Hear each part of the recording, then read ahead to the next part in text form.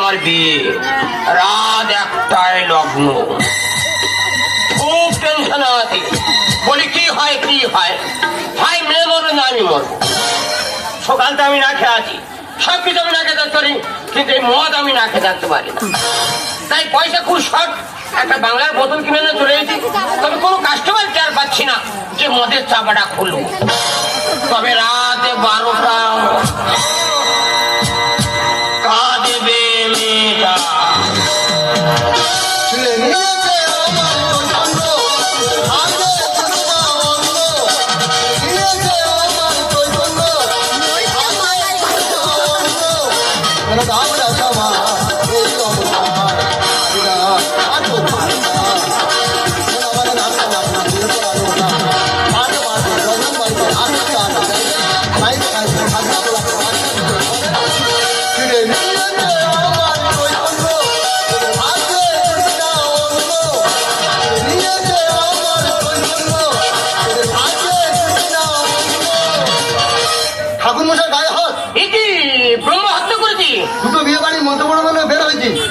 টাকাটা চাইলাম ঠাকুর মধ্যে গায়ে হাত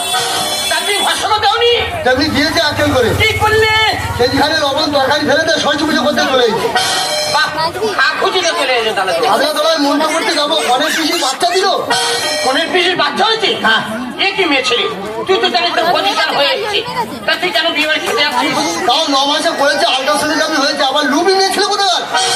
তাই বাবা একটা বিয়ে বাড়ি আমার ছাড় হয়ে গেছে, এই বিয়ে বাড়িতে আমার মন্ত্র পড়াতে হবে। এখন আমি যাই। এই বিয়ে বাড়িতে মন্ত্র পড়াবে? হ্যাঁ। বাবা ওই বিয়ে বাড়িতে নতুন বর আমি। তা তুই ভাই মানে খানার করে কি করছিস? খানার করে হালকা হালকা মারছি। আজকে তো সময় বিয়ে, জীবন মান খেলা, তুই মদ খাচ্ছিস। এই ঠাকুরের কোনো সঙ্গী সাথে পাচ্ছি না, চলবে নাকি? আমার গায়ে দেবতা আছে, নামাবলি আছে, আবার ঠাস করতে হবে একবার। এ খেলে মনের গতি বেড়ে যায়, আর মন্ত্রে পুরো বলবল করে বার হবে। মন্ত্র বলবল করে বার হয়? হ্যাঁ। তুই বলছিস? হ্যাঁ। তাহলে আমি মদ খাবো? হ্যাঁ। কিন্তু আমার গায়ে পয়সা আছে। বাবা পয়সা কানে চড়ি মেরে দেবে।